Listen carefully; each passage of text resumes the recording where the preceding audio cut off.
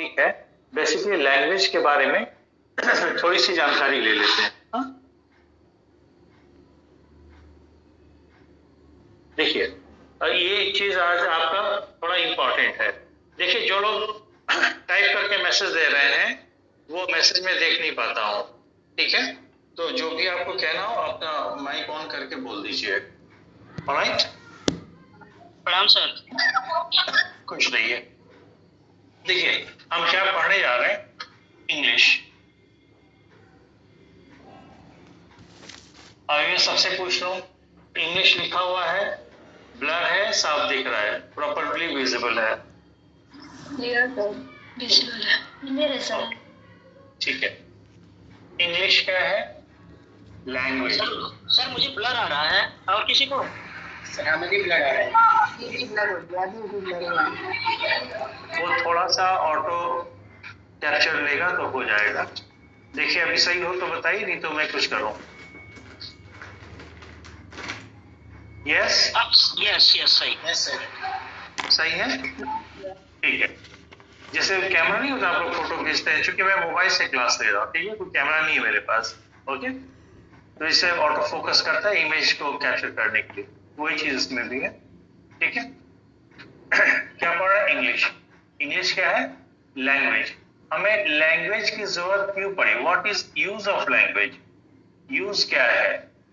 Use of language, बोले language की जरूरत पड़ती है बातचीत करने के लिए, और बातचीत जिसको मैं आम भाषा में बोल रहा हूं उसी को प्रॉपर्ली एजुकेटेड लैंग्वेज में हम क्या कहते हैं इंग्लिश में? कन्वर्सेशन।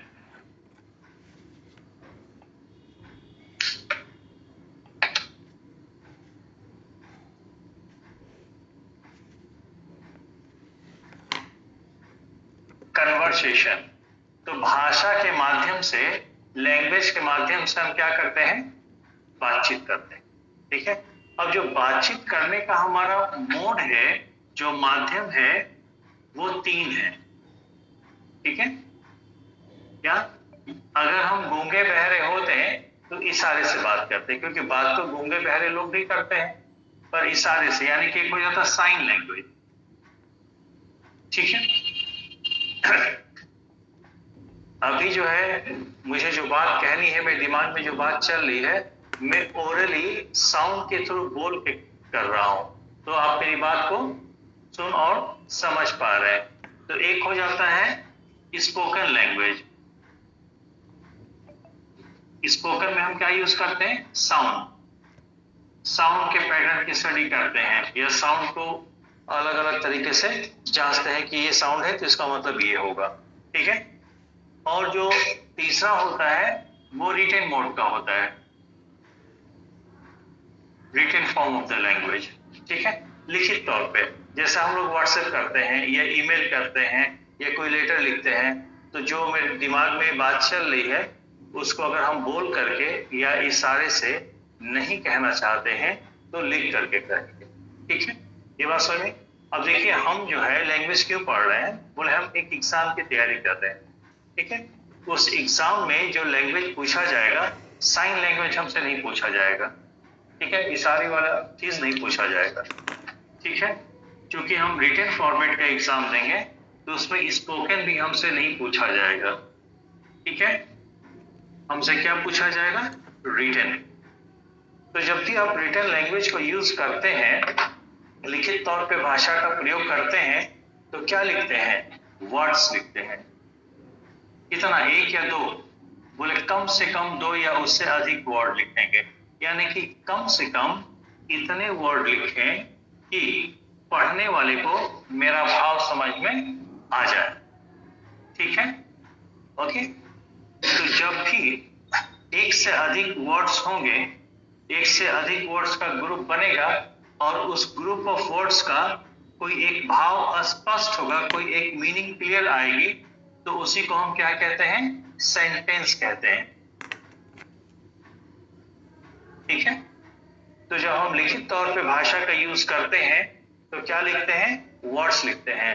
कम से कम इतने वर्ड्स लिखेंगे कि वो सारे वर्ड्स मिल करके एक सेंस दे, ताकि पढ़ने वाला व्यक्ति मेरे भाव को समझ पाए। तो जब ग्रुप ऑफ वर्ड्स का हाउ कोई भी समझ लेगा, तो that group of word when it conveys a complete sense is called a sentence. ठीक है, तो हमें चूंकि रिटन एग्जाम देना है, रिटन फॉर्मेट की चीजें पढ़नी है, तो उसमें हम हमेशा क्या पढ़ेंगे, सेंटेंस ही पढ़ेंगे। ठीक है, अभी मुझे जो बात आपसे करनी है उसको मैं ओरली साउंड के माध्यम से बोल रहा हूं आपको, तो आप समझ पा रहे हैं। ठीक है, लेकिन एग्जाम में आप बैठेंगे तो लिखित तौर पे आपको दिया जाएगा या लिखने को दिया जाएगा, लिखित तौर पे दिया जाएगा तो उसको पढ़ के समझेंगे। लिखित तौर पे मिलेगा तो क्या मिलेगा, सेंटेंस, एक एक करके सेंटेंस भरा रहेगा। न्यूज़पेपर देखिए प्रिंटेड रहता है, एक एक सेंटेंस, एक सेंटेंस, दो सेंटेंस, पूरा सेंटेंस से ही वो भरा रहता है। इतनी बात समझ आई? तो अल्टीमेटली हमें जो एरर पता करना होगा, फिल इन द ब्लैंक भरना होगा, या सॉरी जो पैसेज मिलेगा सब में क्या मिलेगा, सेंटेंस ही मिलेगा। तो sentence is nothing but it is a means of communication. और कम्युनिकेट करके हम क्या करते हैं, बातचीत करते हैं। तो सेंटेंस के माध्यम से हम बातचीत करते हैं, साउंड के माध्यम से हम बातचीत करते हैं, इशारे के माध्यम से क्या करते हैं, बातचीत करते हैं। पर यहाँ जो हमें बातचीत का तौर तरीका चाहिए, जो मीन्स चाहिए, वो कौन सा होना चाहिए, रिटन होना चाहिए। रिटन में जब हम यूज करते हैं, मेरी आवाज आ रही है आपको? Yes sir. Yes all is clear sir. Yes sir.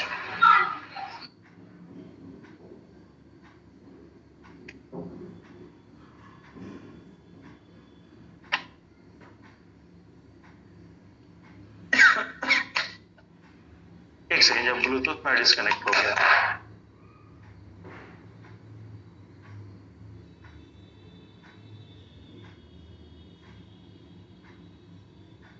Coaching से सर क्लास ले रहे हैं आप?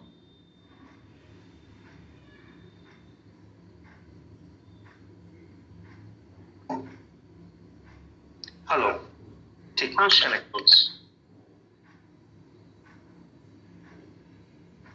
सर प्रयागराज से क्लास ले रहे हैं या वहां से? नहीं नहीं, बोर्ड पे मैं कोचिंग से क्लास ले रहा हूँ। ये ऑफलाइन बैच है भाई, कुछ बच्चे ऑफलाइन भी डिमांड कर रहे थे, तो ये बैच को ऑफलाइन ही चलाएंगे।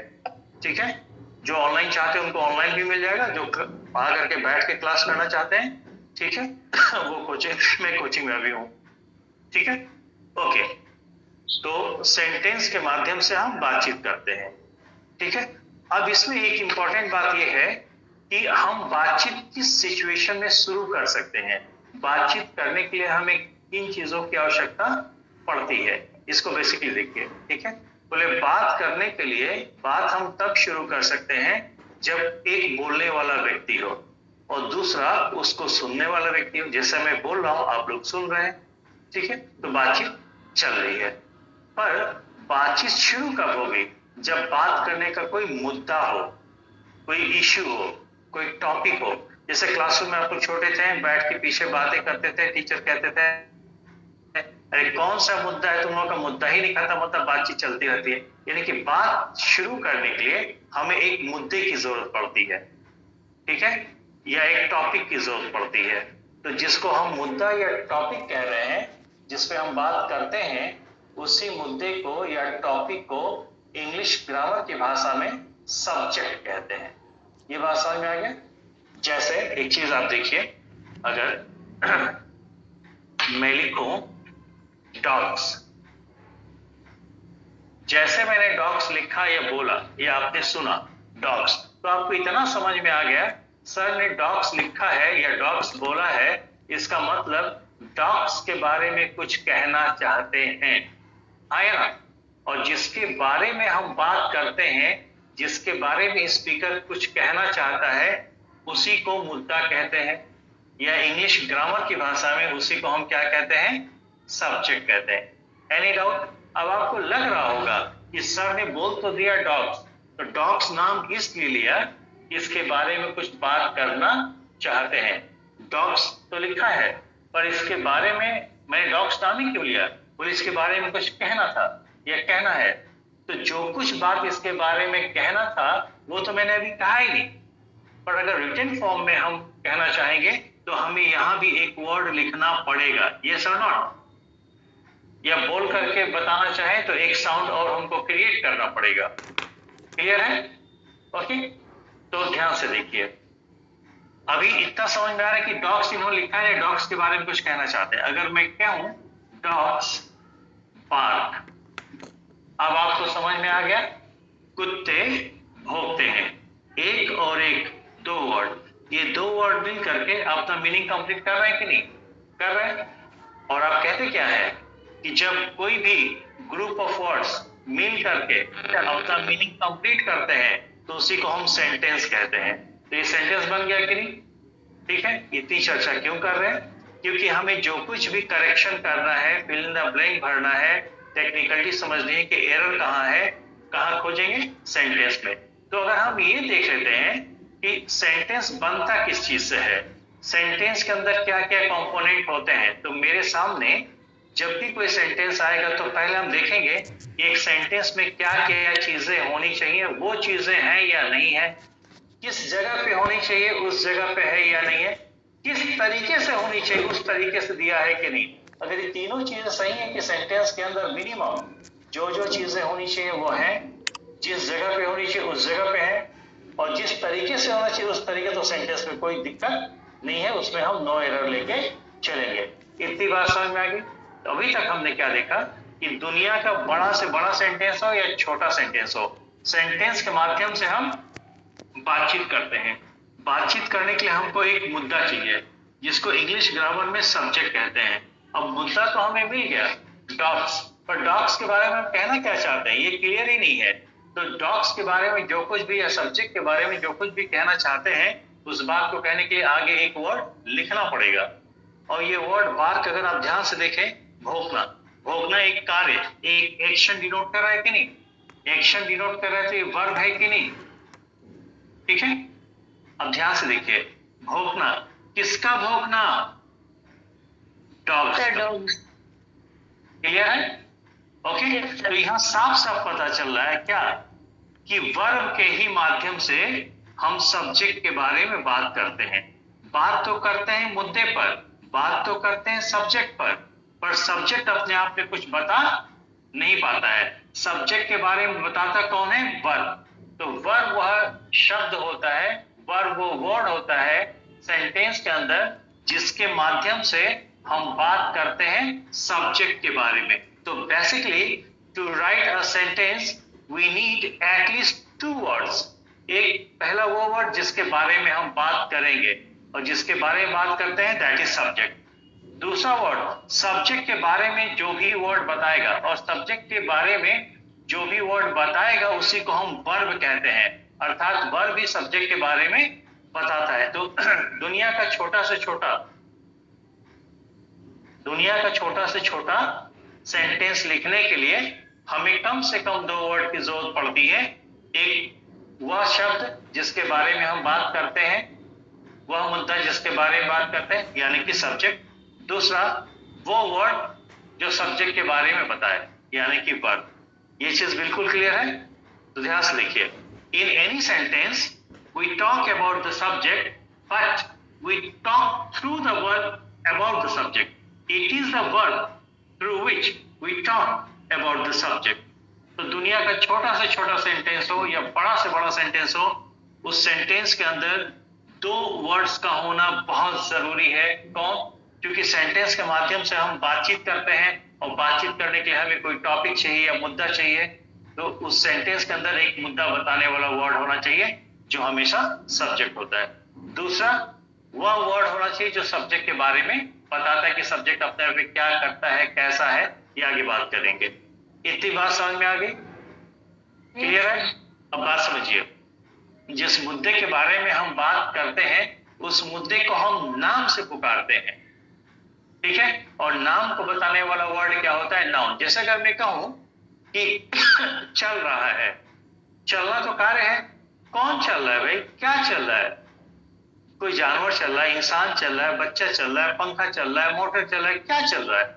मुद्दा तो है कि कोई चीज ऐसी है जो चल रही है, पर किसको हम माने? चलने वाली दुनिया में बहुत सी चीजें हैं, तो किस पर्टिकुलर चीज के बारे में हम बात कर रहे हैं जो चल रहा है, उसको नाम देना पड़ेगा, और नेमिंग वर्ड इज नाउन, ठीक है?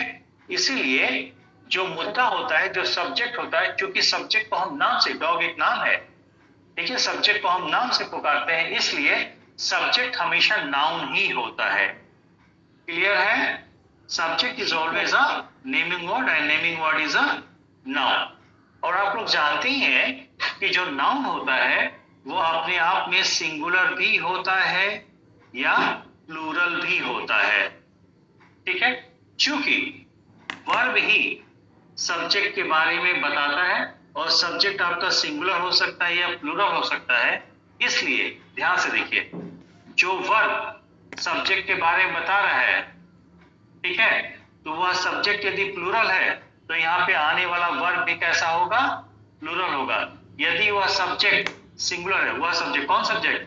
जो वर्ब के बारे में बता रहा है, वह सब्जेक्ट यदि सिंगुलर है तो उसके बारे में बताने वाला वर्ब भी कैसा होगा? सिंगुलर होगा। ये बात समझ में? यानी हर हालत में सेंटेंस के अंदर जो वर्ब है वो सब्जेक्ट के नंबर से सहमत होगा।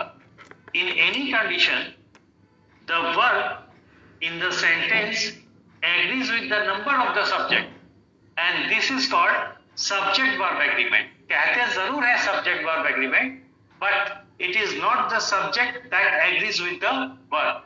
Rather, it is the verb that agrees with the subject. इसलिए subject-verb agreement को समझने के लिए, क्योंकि subject की जगह पे एक वर्ड होगा और वो नामित करने वाला नेमिंग वर्ड होगा, naming word is always noun, तो हमें नाउन को डिटेल में पढ़ना होगा कि कौन सा नाउन सिंगुलर होता है, कौन सा प्लूरल होता है, कौन से नाउन काउंटेबल होते हैं, कौन से अनकाउंटेबल होते हैं, तब जाकर के हम वर्ब को सिंगुलर या प्लूरल कर पाएंगे। बेसिक चीज आप लोगों को समझ में आए? जल्दी बताइए। Yes everyone? Yes sir. बोलिए। Yes sir. नहीं? Yes sir. ठीक है। साक्षी कहाँ से जुड़ी हैं? साक्षी आप कहाँ से हैं? बेटा माइक ऑन करके बात कर लीजिए। साक्षी को किसने लिंक भेजा है? कोई जवाब देगा?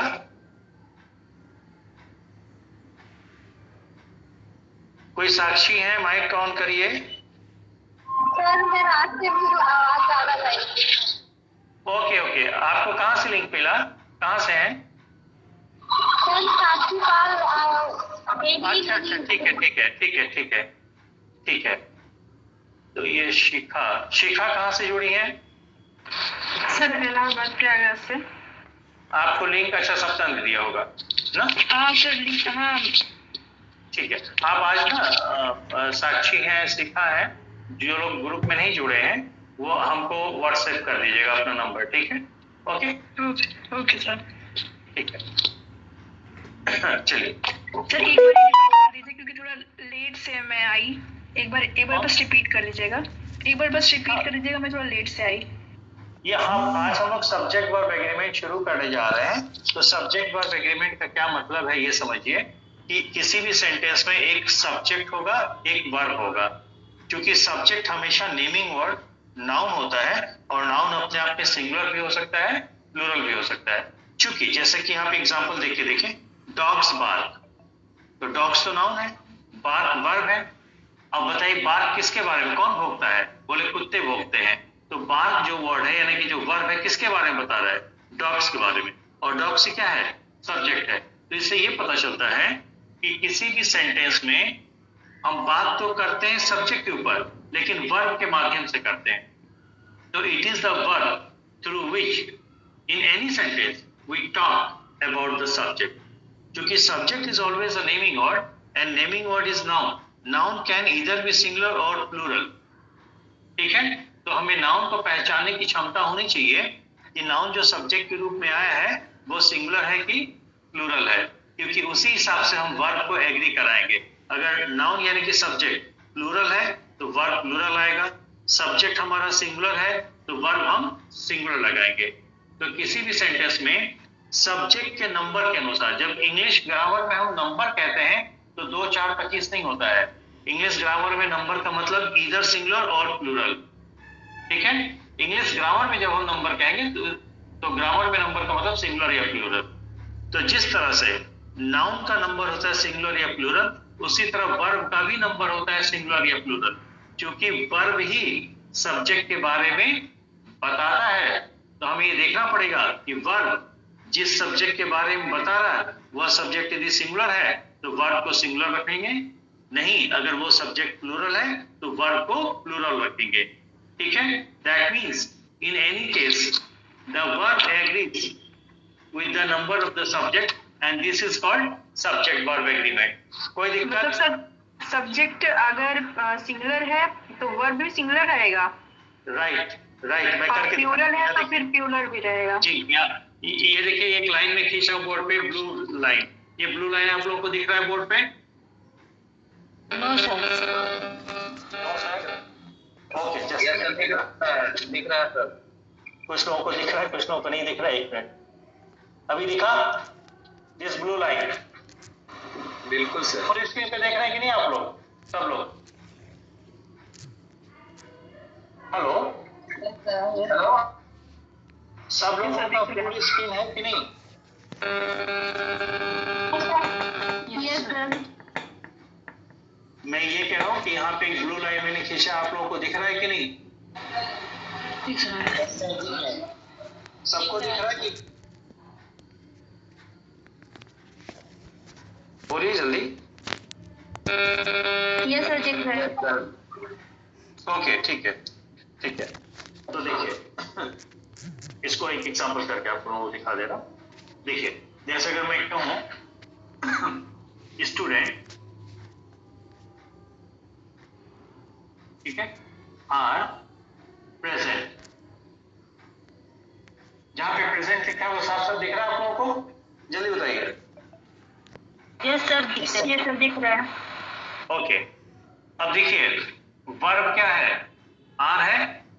Who are present? बोले स्टूडेंट। स्टूडेंट सब्जेक्ट है, ये सब्जेक्ट कैसा है? सिंगुलर है।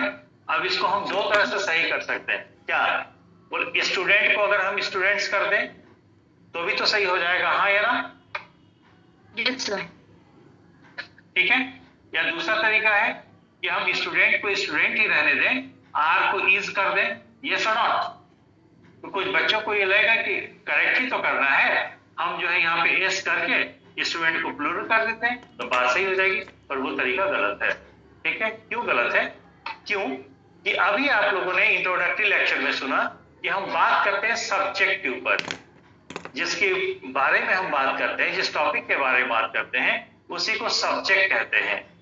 ठीक है, तो इनिशियली ओरिजिनली हमें अगर सब्जेक्ट सिंगुलर दिया गया है तो वर्ब की गलती या वर्ब की मजबूरी के वजह से अपने स्टूडेंट को तो मैं नहीं बढ़ा सकता। अगर मेरे पास एक स्टूडेंट है तो मैं चार तो नहीं लाऊंगा ना, वर्ब की मजबूरी के कारण। क्लियर? Hello, yes sir. हमेशा वर्ब एग्री करेगा, वर्ब को हम चेंज करेंगे, सब्जेक्ट को चेंज नहीं करेंगे। ये बात आपको समझ में आई? Yes sir. ये देखिए एक और एग्जांपल, द सन शाइन। अच्छा, कुछ बच्चों को एक चीज और मैं बता दूं, ठीक है? देखिए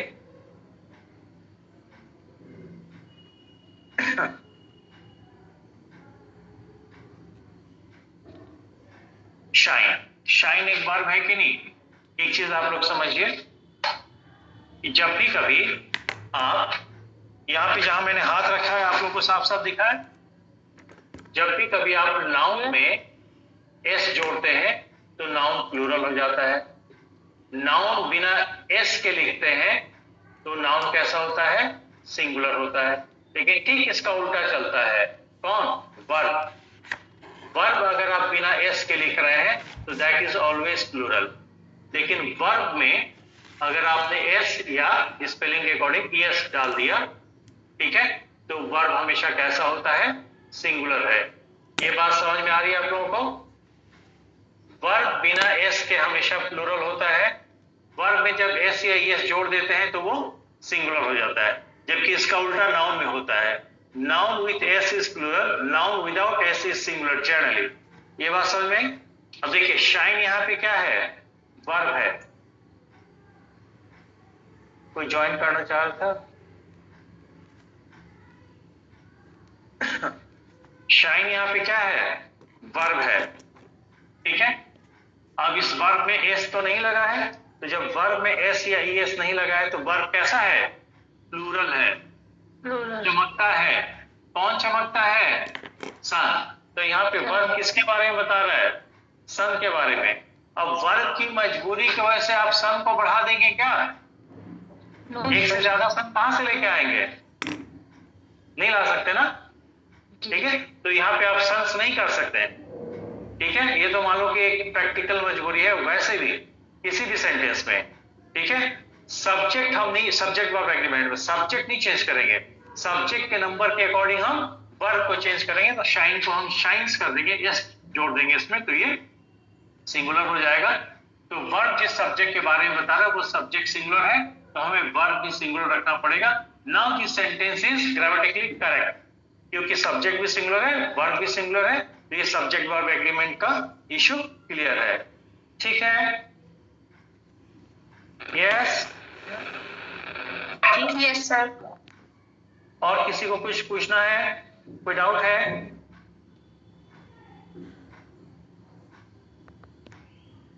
बताइए।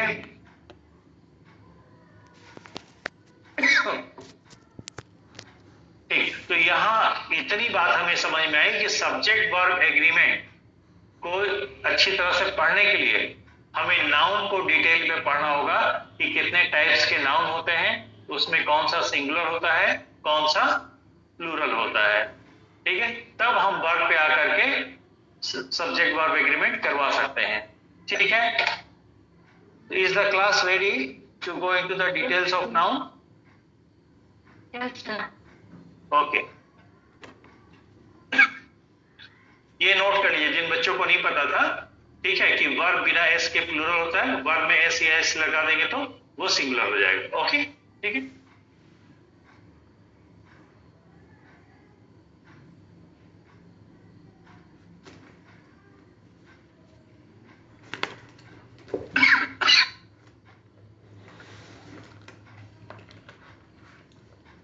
इसमें गर्ल्स ज्यादा है ग्रुप में। आप लोगों का रक्षाबंधन कब पड़ रहा है? सैटरडे 9 सर 9 डे कौन सा है? सैटरडे ना। तो क्या सैटरडे को आप लोग क्लास लेना चाहेंगे? हाँ sir. Let the class yes लेना चाहिए। ठीक है, चलो ले लेंगे। ठीक है, तो कोई दिक्कत नहीं, मुझे कोई दिक्कत नहीं, I am free on Saturday and Sunday also. आइए देखते हैं। तो इसमें होता है कि बहुत से ऐसे नाउन हैं जो दिखने में लगते हैं प्लूरल पर एक्चुअली उनका नंबर होता है सिंगुलर। जैसे हम जनरली समझते हैं कि किसी नाउन में एस लगा हुआ है, सॉरी, किसी नाउन में एस लगा हुआ है, नाउन में एस लगा हुआ है, तो एस को देख के बता देते हैं कि वो प्लूरल है। ऐसा नहीं है, देखिए ध्यान से। हमने लिखा बॉय, सिंगुलर है, हमने लिखा बॉयज, ठीक है। बात को समझिए, क्या ये जो बॉयज लिखा है इसमें अगर हम एस ना लिखते तो ये गलत होता क्या? तो भी तो सही होता है, बस सिंगुलर हो जाता। पर एस इसकी स्पेलिंग में नहीं शामिल है, ठीक है। एस को हम बाद में अलग से जोड़ रहे हैं इस सिंगुलर नाउन को प्लूरल बनाने के लिए। तो इस चीज को समझिए, जब किसी सिंगुलर नाउन में अलग से हम एस जोड़ते हैं तब वो प्लूरल होता है, हाँ या ना, ठीक है।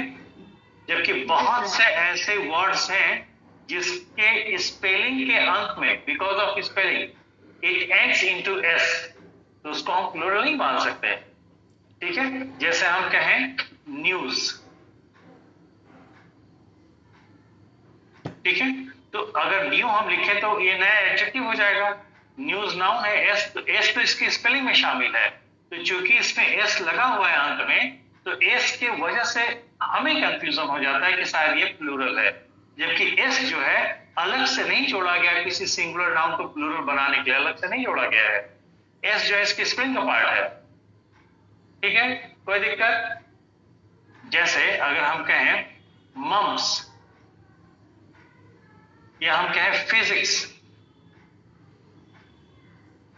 तो आप लोगों ने इंटर में बहुत लोगों ने फिजिक्स पढ़ा होगा, तो फिजिक्स तो इसकी स्पेलिंग में शामिल है।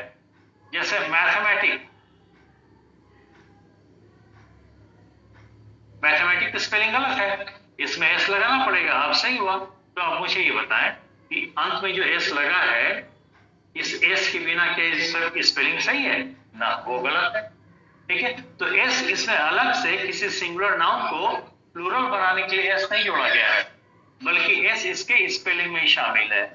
ठीक है, तो यहां से चूंकि यहाँ पे हमने 4 वर्ड्स लिखे हैं, चारों में हमें ये लग रहा है कि अंत में एस लगा हुआ है।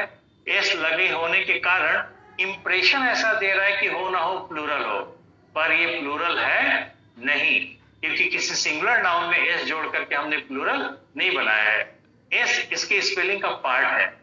तो यहाँ पे चलेगा एक हेडिंग क्या, कि कुछ ऐसे भी नाउन्स होते हैं जो शकल से दिखने में तो लगते हैं कि प्लूरल है, पर एक्चुअली उसका नंबर सिंगुलर होता है। ये बात समझ में आई? आगे चलें इसी चीज को लेके। यस यस,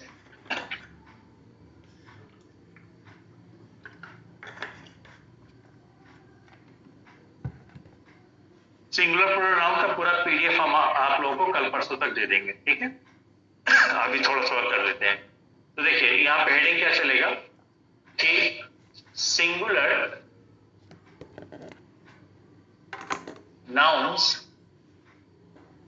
that look का मतलब प्रतीत होना, that look plural, इस हेडिंग को अच्छी तरह आप लोग समझ लीजिए। Singular nouns that look plural, बोले वह सिंगुलर नाउन जो प्लूरल प्रतीत होते हैं, क्योंकि उसके अंत में एस लगा होता है, तो हमें देख के लगता है कि वो प्लूरल है, प्रतीत होता है प्लूरल, पर उसका नंबर हमेशा सिंगुलर होगा। कोई दिक्कत? आइए देखते हैं, कुछ मुझे हेल्प करना भाई। गेम का नाम है टेनिस,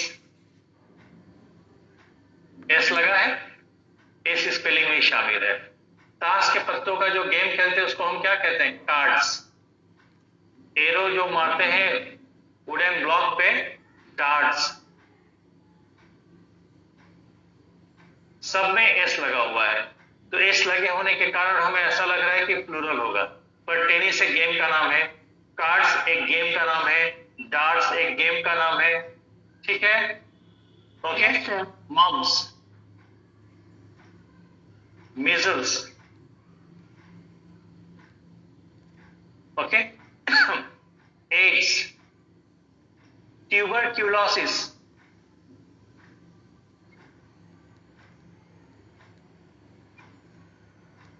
okay, सब्जेक्ट का नाम लीजिए इकोनॉमिक्स, इकोनॉमिक नहीं होता, इकोनॉमिक्स होता है। सिविक्स, फिजिक्स, यहां पे मैं थोड़ा सा रोकूंगा आपको। फिजिक्स में एस लगेगा, पर एक ऐसा भी है जिसमें एस नहीं लगेगा, इसको ध्यान से देखिएगा। इसको बोलते हैं फिजिक। फिजिक और फिजिक्स, तो ये फिजिक मतलब फिजिकल फीचर वाला नहीं, वो PHIQ होता है। ठीक है, देखिए क्या है इस फिजिक्स जो आप लोगों ने इंटर में पढ़ा होगा, टेम्परेचर प्रेशर का वेरिएशन जो होता है जनरली वही पढ़ते हैं। ठीक है, इसको बोलते हैं फिजिक्स इज स्टडी ऑफ, एक सेकेंड,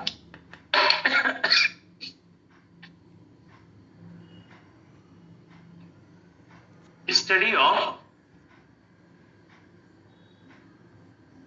नेचुरल साइंस।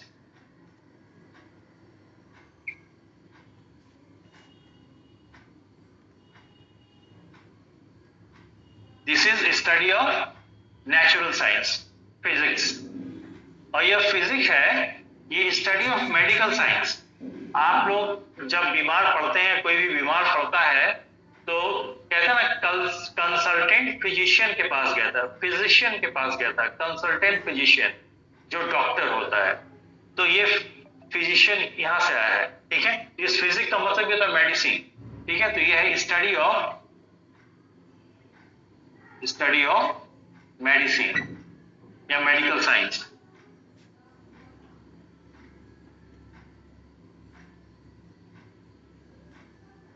ओके, ये बताना क्लास को इसलिए जरूरी था कि 99% केसेस में हम लोगों ने यही फिजिक्स देखा है, एस वाला, जो कि नेचुरल साइंस वाला है। अगर कहीं हमको ये फिजिक्स मिल जाए तो हमें लगेगा इसकी स्पेलिंग गलत है। नहीं, वहां वेरीफाई कर लीजिएगा कि नेचुरल साइंस की बात हो रही है या मेडिकल साइंस की बात हो रही है। ऑलराइट, ठीक है जी। कुछ पूछना चाहता है कोई? ओके, एक वर्ड होता है इनिंग्स। इनिंग्स ये हमेशा एस के साथ ही रहेगा। एक बात और मैं लगे हाथ आप लोगों को बता दूं कि चूंकि हम सब लोगों के हाथ में स्मार्टफोन है, ठीक है, स्मार्टफोन में जो टेक्नोलॉजी यूज हो रही है वो अमेरिकन है। तो आपको पता है कि इंग्लिश आजकल यूनिवर्सली 2 कैटेगरी में बढ़ गई है, ब्रिटिश इंग्लिश और अमेरिकन इंग्लिश। और अब तो ये कह लीजिए ग्लोबल लेवल पे प्योरली अमेरिकन इंग्लिश ही यूज होता है। मुझे लगता है कि ब्रिटिश में फॉर्मल इंग्लिश जो है वो केवल इंडिया में कुछ ही कॉम्पिटिटिव एग्जाम में पूछे जाते हैं, कैट वर्ट के एग्जाम में नहीं पूछा जाता, ठीक है, कैट के क्लैट में, ठीक है। ये बात मैं इसलिए कर रहा हूँ कि हो सकता है बहुत लोग अपना स्मार्टफोन ले करके और तुरंत जो है इनिंग्स वर्ड को डालें गूगल पे तो वहां इनिंग दिखा देगा। क्यों? क्योंकि अमेरिकन इंग्लिश में इनिंग ही बोलते हैं ये लोग, इनिंग्स बहुत रेयरली यूज करते हैं। लेकिन हम क्योंकि प्रॉपरली ब्रिटिश इंग्लिश पढ़ते हैं, फॉर्मल ब्रिटिश इंग्लिश पढ़ते हैं, तो फॉर्मल ब्रिटिश इंग्लिश में ये इनिंग्स ही होता है। इस चीज को वेरीफाई करने के लिए एक स्टैंडर्ड डिक्शनरी है, ऑक्सफोर्ड एडवांस्ड लर्नर। तो आप लोगों को कुछ भी ऑथेंटिक चीज देखना हो या ऑथेंटिकेशन को वेरीफाई करना हो, ठीक है, तो ऑक्सफोर्ड एडवांस लर्नर की हार्ड कॉपी प्रीफर करिएगा। ओके, आगे बढ़ जाए, ठीक है। इसमें बात आ जाएगी मैथमेटिक्स, ज्यादा लिखने का कोई मतलब नहीं, ठीक है। और भी कुछ वर्ड्स हैं, ये एक जनरल अंडरस्टैंडिंग के लिए हमें बता दिए, बाकी आपको पीडीएफ, जब ये टॉपिक पूरा होगा, 4 पॉइंट है इसके, तो आपको पीडीएफ में दे दूंगा, नोट्स में ऐड कर लीजिएगा। आगे बढ़े, यस, ओके।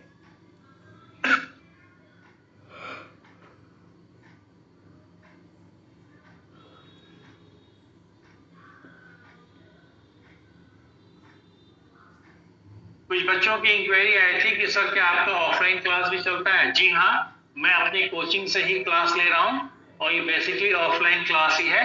बस मैंने एक कैमरा माउंट कर दिया है सामने, ठीक है, कैमरा के मोबाइल लगा दिया है, तो ये मोबाइल के थ्रू आपके यहाँ पहुंच जा रहा है।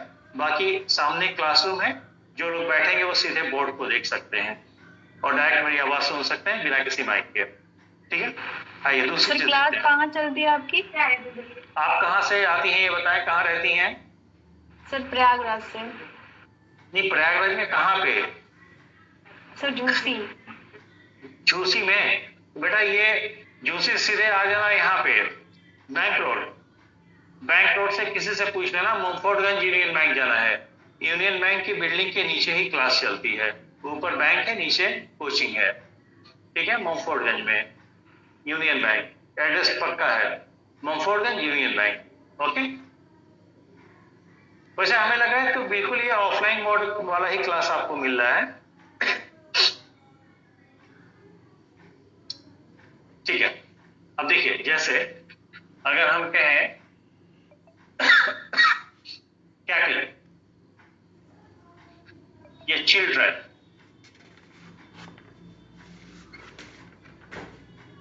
इसमें देखिए कहीं भी एस नहीं लगा है, यहाँ एस नहीं लगा है, और हम लोग का एक जनरल इंप्रेशन होता है क्या कि अगर एस नहीं लगा है तो वो सिंगुलर होता है, नाउन, ठीक है। तो यहाँ हम देख रहे हैं कि बहुत से ऐसे नाउन हैं जिनमें एस नहीं लगे हैं, और एस न लगे होने के कारण हमें ऐसा लग रहा है कि ये सिंगुलर होना चाहिए, पर ये ऐसे नाउन है जिनमें एस नहीं लगा है, अर्थात दिखने में ये सिंगुलर लगेंगे, पर एक्चुअली इनका नंबर हमेशा प्लूरल ही होगा। ये बात समझ में आई? तो इनको कुछ राइटरों ने कहा है चीटिंग नाउन्स, धोखा देने वाले नाउन। धोखा देने वाले क्यों? बोले दिखने में तो लग रहा है क्या सिंगुलर है क्योंकि एस नहीं लगा है, पर एक्चुअली इसका नंबर हमेशा विदाउट एनी एक्सेप्शन प्लूरल ही होगा। ठीक है, तो आइए इसको देख लेते हैं।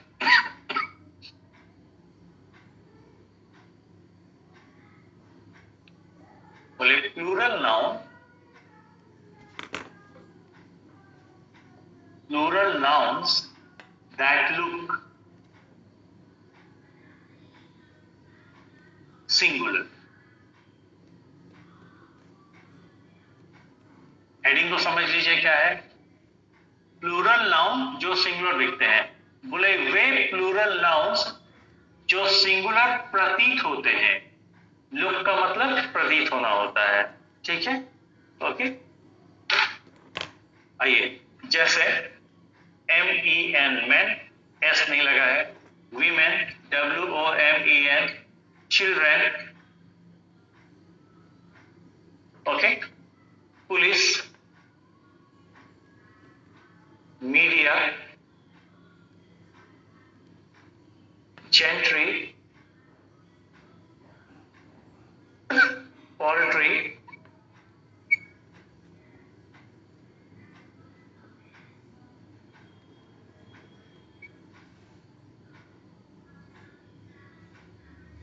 Poultry, cattle,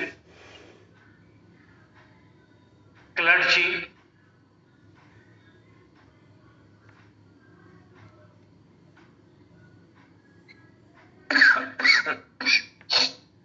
geese, teeth,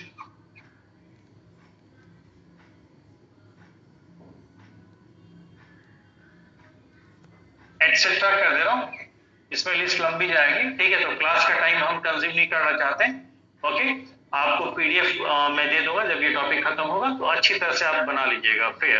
okay, ठीक है। आइडिया मिल गया आपको? जी जी बोलिए सर। उसमें लिस्ट भी पूरी मिल जाएगी ना? फिर से एक बार पूछिए। सर उसमें जो जो वर्ड्स है ना, इनकी लिस्ट मिल जाएगी ना?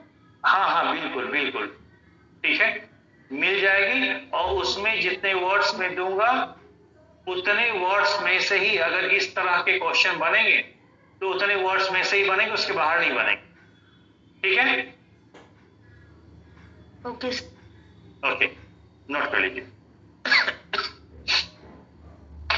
चलिए आगे बढ़े। सर जी कुछ पूछना है फिर? नो सर, हो गए। ओके, नोट कर लिया।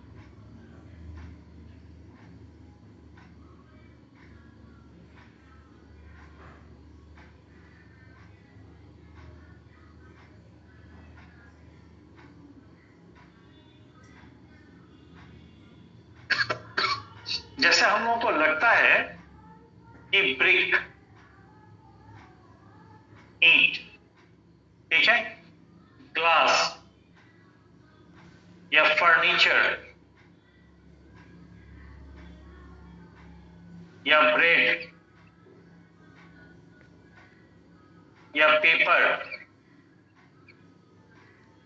ठीक है, या वुड, ठीक है, ईमानदारी से, या स्टोन्स, ठीक है। चलिए स्टोन की बात बाद में करेंगे। आप ये बताएं, लकड़ी हम गिन सकते हैं कि नहीं? हिंदी में वर्ड है लकड़ी और लकड़ियां, जल्दी बताइए, लकड़ी गिनते हैं कि नहीं? Yes sir. ओके, ब्रिक, ईंट हम गिनते हैं कि नहीं? Yes sir. गिनते हैं। कांच हम गिन सकते हैं कि नहीं? गिन सकते हैं। क्लासरूम में फर्नीचर रखा है, गिन सकते हैं कि नहीं? गिन सकते हैं। ब्रेड हम कहते हैं ना, 2 ब्रेड दे दो, 4 ब्रेड दे दो, ब्रेड गिन सकते हैं। पेपर हम गिनते हैं। तो इनको हम गिनते हैं, तो जिनको भी हम गिन सकते हैं, जिन भी चीजों को गिन सकते हैं, उन चीजों का नाम यानी कि नाउन, उसको हम काउंटेबल कहते हैं। यस और नॉट? और जब गिन सकते हैं और काउंटेबल है तो उसको हम प्लूरल में भी लिख सकते हैं, हाँ या ना? Yes sir. यस। बावजूद इसके, अब ये यही रिमार्केबल चीज है, बावजूद इसके कि इनको हम फिजिकली प्रैक्टिकली गिन सकते हैं, इसके बावजूद भी ये ऐसे नाउन है जो प्रायः, नॉट ऑलवेज, प्रायः अनकाउंटेबल माना जाता है। ठीक है, और जब अनकाउंटेबल हो ही गया तो अनकाउंटेबल को आप प्लूरल में नहीं लिख सकते, इसलिए इसके अंत में आप एस या ई एस नहीं लगा सकते।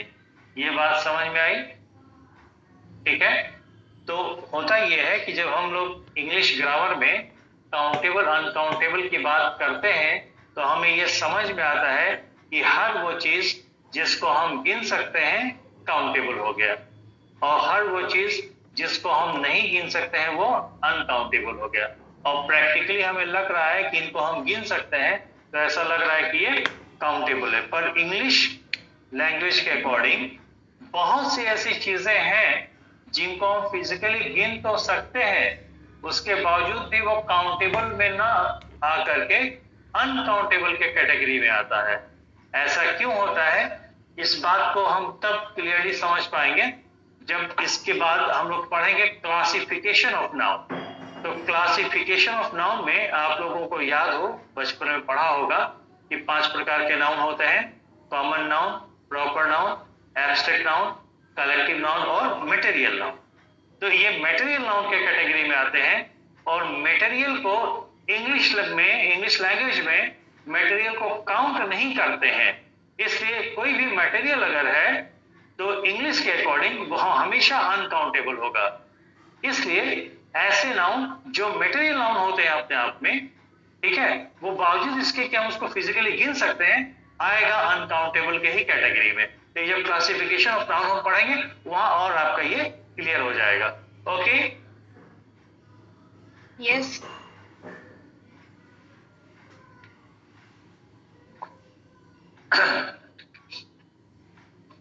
तो इस पे आ जाते हैं।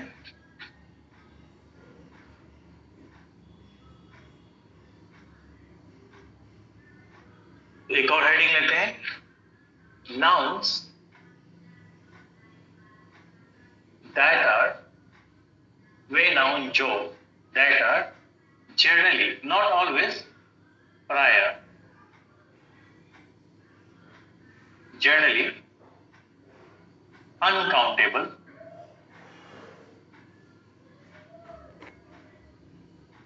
uncountable। ठीक है, आगे मैं ब्रैकेट में लिख रहा हूं, therefore, अतः, therefore, they are of singular number and form यानी कि रूप, उसके अंत में एस एस नहीं लगेगा, एंड फॉर्म। ठीक है, इस हेडिंग को मैं समझा दे रहा हूं, सॉरी देयरफॉर होगा ना, ये देयरफॉर लिखा समझ लीजिएगा। Nouns that are generally uncountable, वे नाउन जो प्रायः अनकाउंटेबल होते हैं, देयरफॉर अतः, they are of singular number and form, अतः वह सिंगुलर नंबर और सिंगुलर रूप के होते हैं, यानी कि उसके अंत में एस या एस नहीं लगेगा। ठीक है, आइए बात करते हैं। जैसे ब्रिक, इसमें मैं जानबूझ के इसको गलत लिखूंगा ताकि आप बाद में काटें उसमें गलती ना हो। स्टोन्स,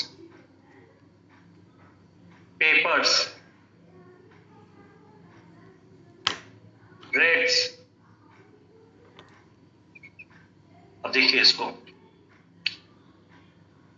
चूंकि प्राय अनकाउंटेबल है तो एस लगेगा ही नहीं, और जब एस नहीं लगेगा तो इसका नंबर हमेशा कैसा होगा, सिंगुलर होगा। ठीक है, आइए एक और बात करते हैं, एडवाइस, ADVICE, अब इसमें एस लगा दिया। ठीक है, एस जितने भी लगे सबको काटेंगे, और आप लोग बहुत स्मार्ट वर्किंग मत करिएगा कि सर ने एस लगा के काटा है, बहुत बड़ी बेवकूफी करिए। इससे बढ़िया लगाओ ही ना, तो आपको पता ही नहीं चलेगा इसमें गलती क्या है।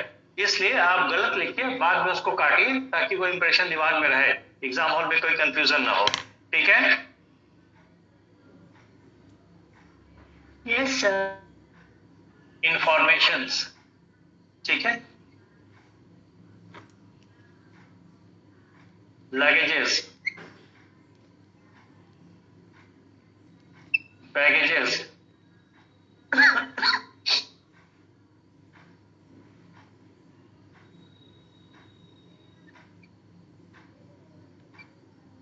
ज्वेलरीज, पॉटरीज,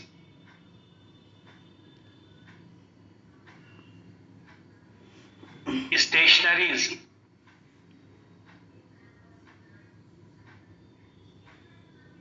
और भी वर्ड्स हैं, लिस्ट में आपको मिल जाएगा। ठीक है, बहुत से वर्ड है इसमें। अब देखिए इसमें क्या जो गलत है उसको मैं काट दे रहा हूं। ठीक है, एडवाइसेस नहीं होगा, एडवाइस होगा। इंफॉर्मेशन नहीं, इंफॉर्मेशन। कभी लगेजेस नहीं, लगेज होता है।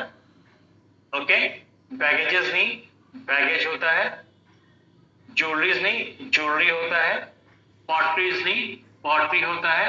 स्टेशनरीज नहीं, स्टेशनरी, STATIONERY।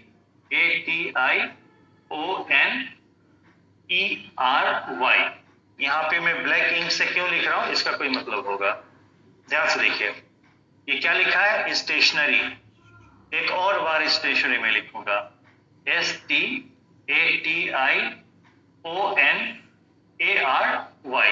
इसको पढ़िए, ये भी स्टेशनरी है। इसको पढ़िए, ये भी क्या है, स्टेशनरी है। डिफरेंस किसका है, स्पेलिंग का। यहाँ पे ई है स्टेशनरी में, यहाँ पे ए है। इतने से इसका मीनिंग साउंड सेम है। ठीक है, इतने से इसका मीनिंग बदल गया। ठीक है, तो इसके बारे में, क्योंकि इस तरह के ये जो है आपके एसएससी में पूछा गया है, टीचिंग एग्जाम में पूछा गया है, आईएएस में चूंकि क्वालिफाइंग 300 नंबर की इंग्लिश होती है उसमें पूछा गया है। ओके, इस स्टेशनरी का मतलब होता है राइटिंग मटेरियल, राइटिंग मटेरियल। और इस स्टेशनरी का मतलब होता है स्टेबल, स्थिर, नॉट मूवेबल। ठीक है, इसका ध्यान रखिएगा। अब देखिए यहाँ पे एडवाइस लिखा है, ये एक बार आप लोग स्क्रीनशॉट लीजिए या नोट कर लीजिए, तो मैं इसके बारे में बात करूं। कर लिया। ओके,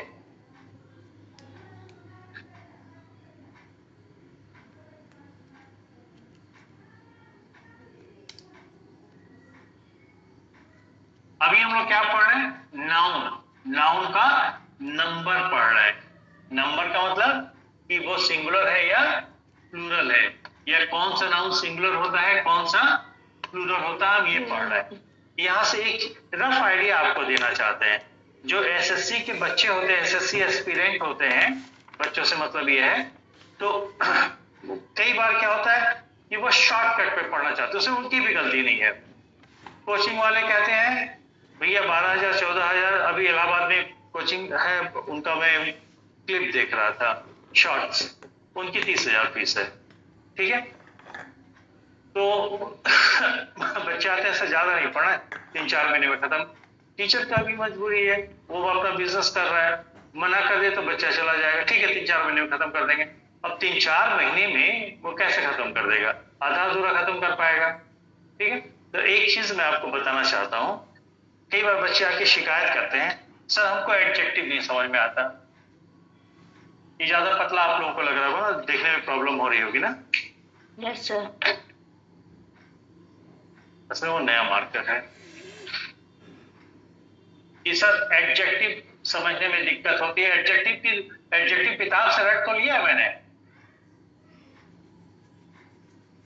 और वो सही है कि गलत कैसे पकड़ेंगे, सही लिखा है कि गलत, उसमें क्या गलती है नहीं तो समझ में आती है।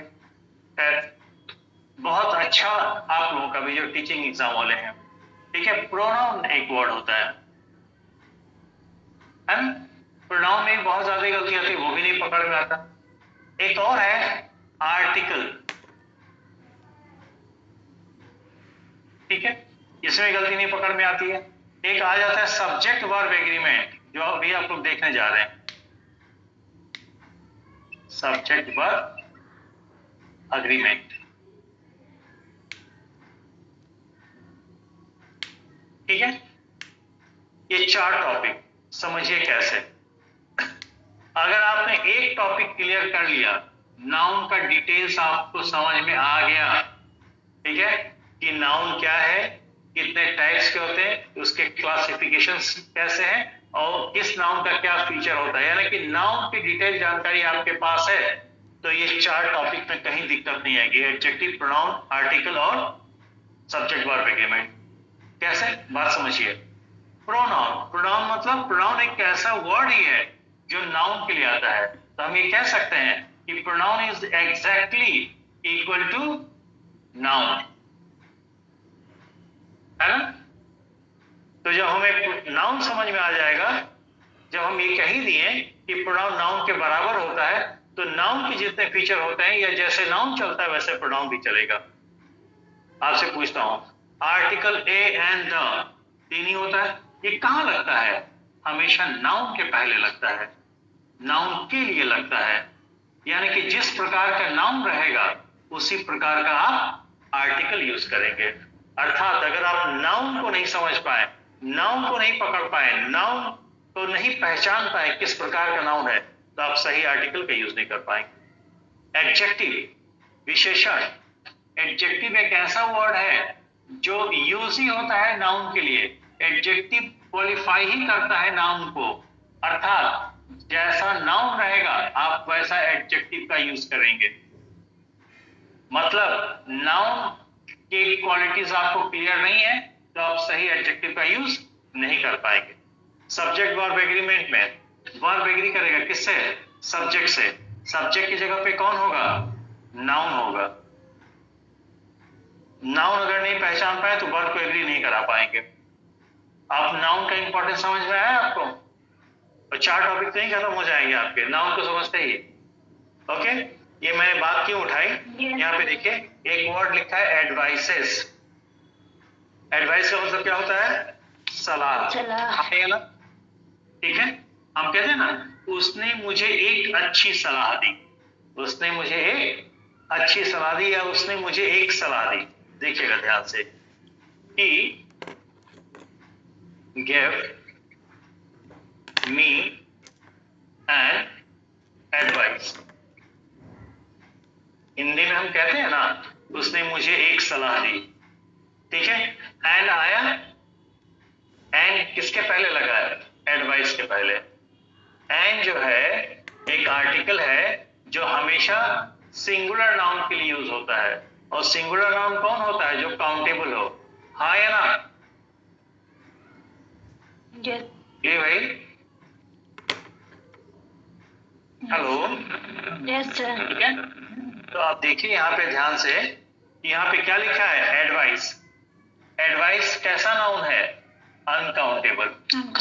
तो क्या अनकाउंटेबल नाउन के पहले आप ए या एन का यूज करते हैं क्या? बोलो भाई।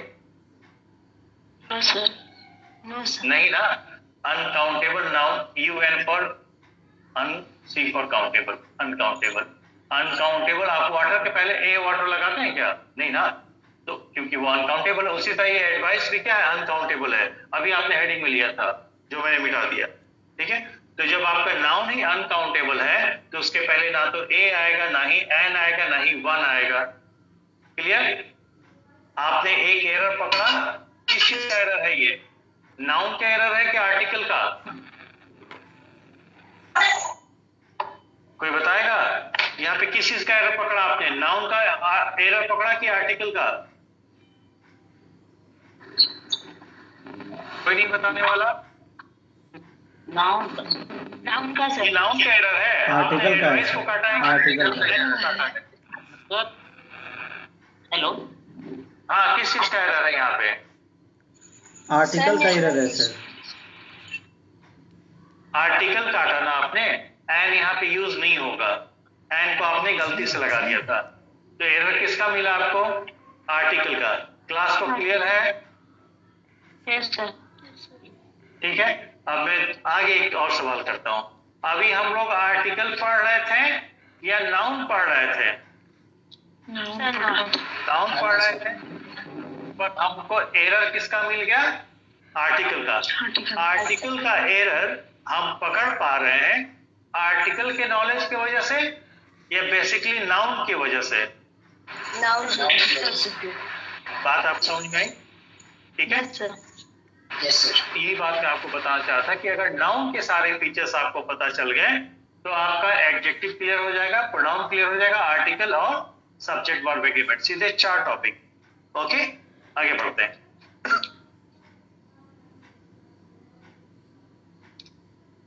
अब देखिए, जैसे हम लोग कहते हैं ना कि उसने मुझे ढेर सारी सलाह दी, उसने मुझे बहुत सलाह दी, कई सलाह दी। He gave me many advices। तो आप देखते ही बता देंगे, बोले हमने पढ़ा है क्लास में कि एडवाइस जो है अनकाउंटेबल नाउन है, इसलिए एडवाइसेस नहीं होगा, एस नहीं लगेगा। मेनी क्या है? मेनी किसके बारे में बता रहा है? एडवाइसेस के बारे में। बहुत, बहुत क्या? सलाह। तो बहुत जो वर्ड है, मेनी जो वर्ड है, किसके बारे में बता रहा है? एडवाइस के बारे में। एडवाइस क्या है? नाउन है। ध्यान सुनिएगा, ध्यान सुनिएगा। इंग्लिश ग्रामर में कोई भी ऐसा वर्ड जो नाउन को क्वालिफाई करे, मतलब इंग्लिश ग्रामर में कोई भी ऐसा शब्द जो नाउन के बारे में बताए, उसे हमेशा एडजेक्टिव कहते हैं। ये बात क्लियर है? क्लियर? और मेनी का मतलब क्या होता है? बहुत। बहुत क्या? एडवाइस। एडवाइस नाउन है, कैसा नाउन है? अनकाउंटेबल। और मेनी तो काउंटेबल के लिए आता है, तो यहाँ पे मेनी होगा या नहीं होगा, बस इतना बता दीजिए। नहीं होगा। ये वर्ड अपने आप में क्या है? एडजेक्टिव है। आपने गलती किसकी पकड़ी? एडजेक्टिव की। क्या एडजेक्टिव की वजह से पकड़ी या नाउन की वजह से पकड़ी? नाउन की वजह से पकड़ी। नाउन की, बेसिकली नाउन की वजह से। क्लियर है? चलिए आगे बढ़ते हैं।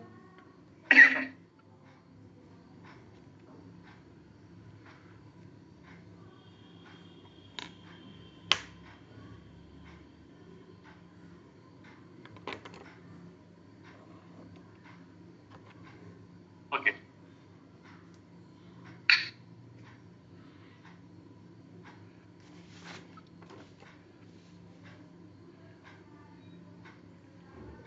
एक पॉइंट पे और आते हैं कि कुछ, जैसे मेरे हाथ में क्या है? पेन है। कितना पेन है भाई? जवाब दीजिए। एक है। एक है तो सिंगुलर की प्लूरल? Singular sir. सिंगुलर। मेरे हाथ में क्या है? चश्मा है। चश्मा है। कितना चश्मा है? एक है। तो एक है गिनती में, तो सिंगुलर की प्लूरल? सिंगुलर। ठीक है। आप लोगों ने पैजामा पहना होगा, पैंट पहना होगा, कितना पहना है? एक पहना है। एक है काउंटिंग में, तो सिंगुलर की प्लूरल? सिंगुलर। ऐसा कहते हैं।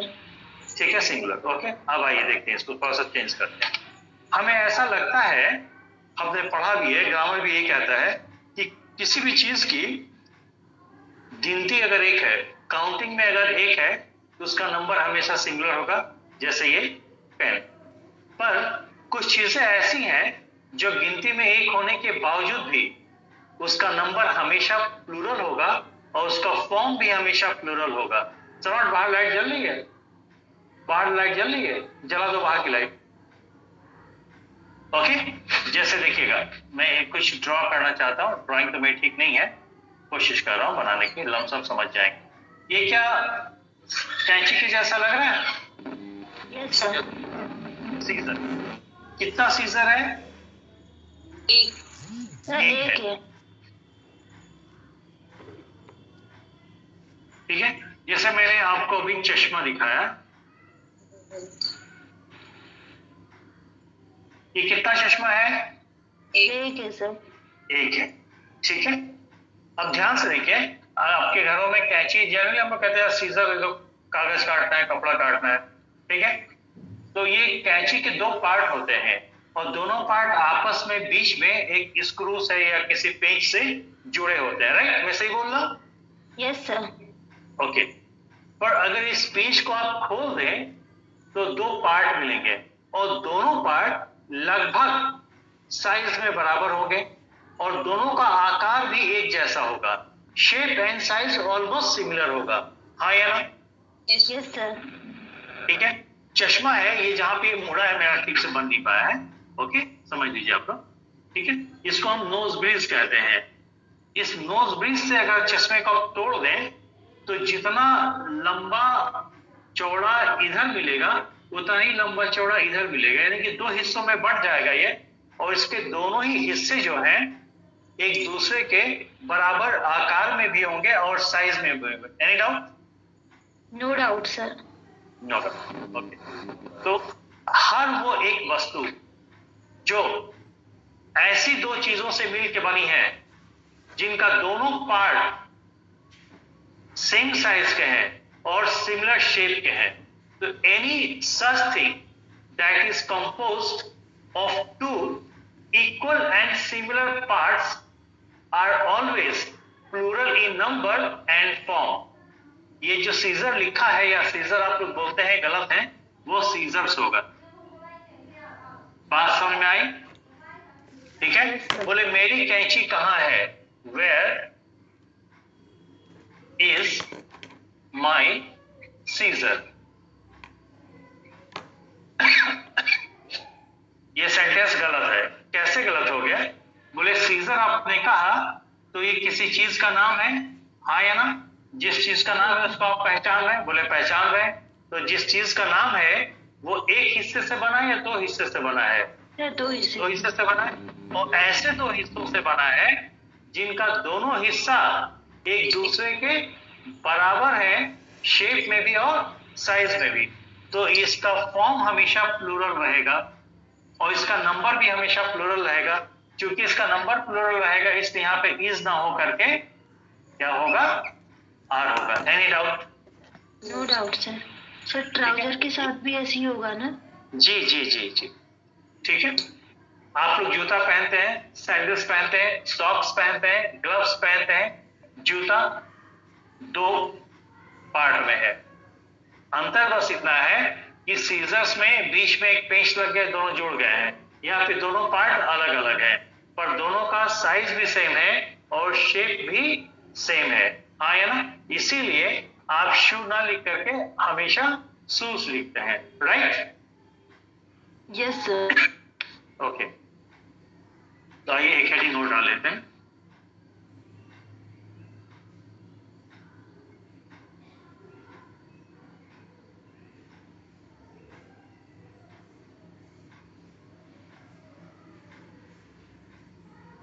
Nouns that are generally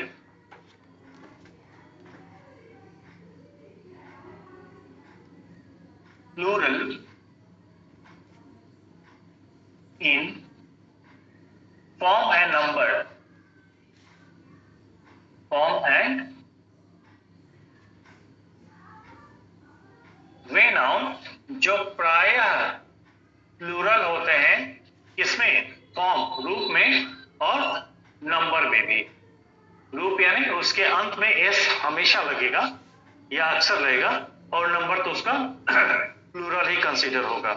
example ले लें, देखिए scissors, goggles, spectacles,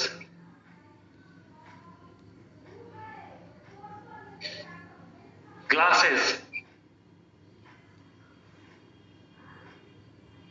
binoculars, binocular समझ रहे हैं? दूरबीन। आप देखिएगा दूरबीन दो का एक पेयर होता है, ओके।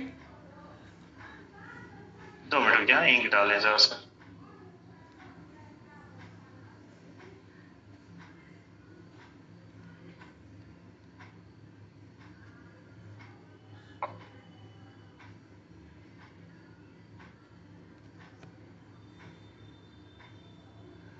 ओके, टॉन्ग्स, चिमटा समझते हैं? Yes sir. Pants, trousers, okay, बरमूडास,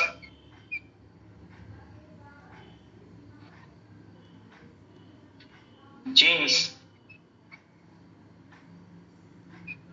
okay, और भी वर्ड्स हैं, छोड़ दीजिए। इसमें जो काम की चीजें हैं थोड़ी वो देख लीजिए। जैसे हम लोग कहते हैं शूज, सॉक्स, स्लीपर्स,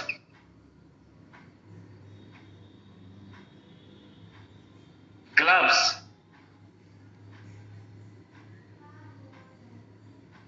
अंतर क्या है? इधर जो चीजें लिखी गई हैं ये भी चीजें पेयर में है, पर इनका पेयर बीच से जुड़ा होता है, हाँ या ना? पर ये जुड़े नहीं होते हैं, ठीक है? जब ये जुड़े नहीं होते हैं तो कई बार पॉसिबिलिटी बनती है कि इनको हम सिंगुलर में भी लिख सकते हैं। तो यहां पे एक रिमार्केबल चीज ये है कि under some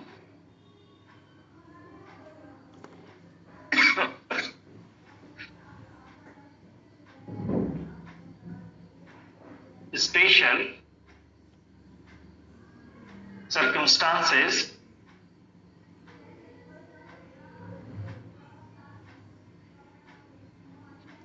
these nouns can be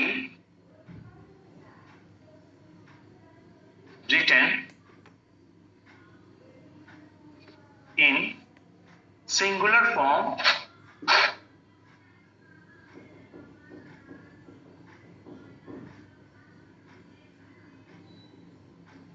in singular form, and in that case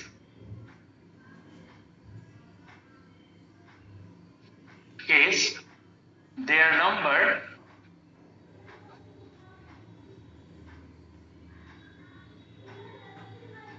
is considered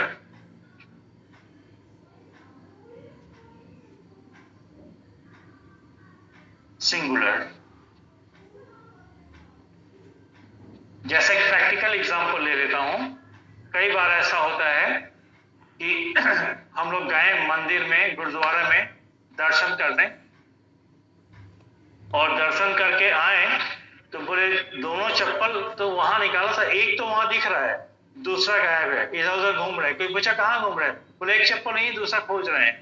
तो आप दोनों चप्पल खोज रहे हैं, दोनों जूता खोज रहे हैं कि उसका एक पार्ट? तो कुछ क्योंकि आपस में जुड़े नहीं होते इसके दोनों पार्ट, तो कुछ स्पेशल सर्कमस्टांसेस में इनमें से किसी एक पे भी हम सेंस दे सकते हैं, ठीक है?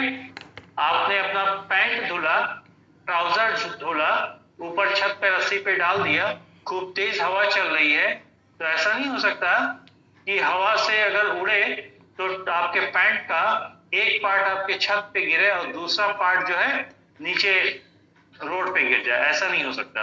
पर अगर आपने सॉक्स धो करके डाला है तो ये पॉसिबल है कि तेज हवा चली तो उसका एक पार्ट छत पे गिर जाए और दूसरा पार्ट रोड पे गिर जाए या नाले में गिर जाए, हाँ या ना? चूंकि बीच से जुड़े नहीं होते, ठीक है?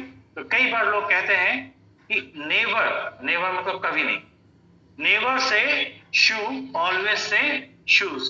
इनके बेसिक सेंस में जब इनको हम यूज करते हैं तो हमेशा प्लूरल में लिखेंगे, लेकिन किसी स्पेशल सर्कमस्टांसेस में अगर इन दोनों में से किसी एक पार्ट की बात करनी हो तो उसको हम सिंगुलर में लिख सकते हैं और वो ग्रामेटिकली करेक्ट होगा। इसका एग्जांपल आप लोग नीचे लिखिएगा, मैं ऊपर लिख रहा हूं।